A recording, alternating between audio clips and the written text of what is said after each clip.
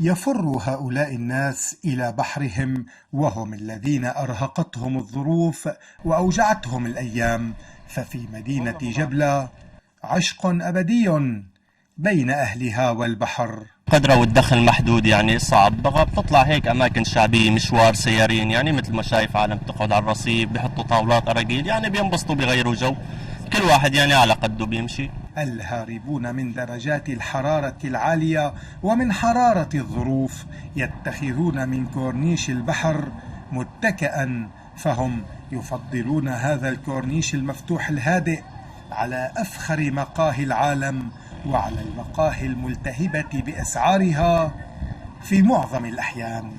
وحتى ميسورو الحال بات بعضهم يفضل هذا المدد، فهنا لست مطالبا بأية فاتورة، ولك أن تتمتع بهواء الأزرق الأخاذ وبالمجان.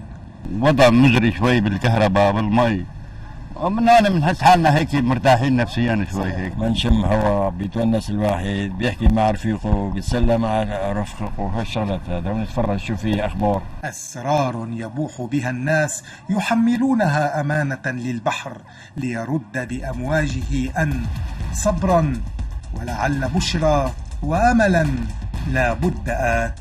من كورنيش جبلة، باسم عباس، قناة السما الفضائية.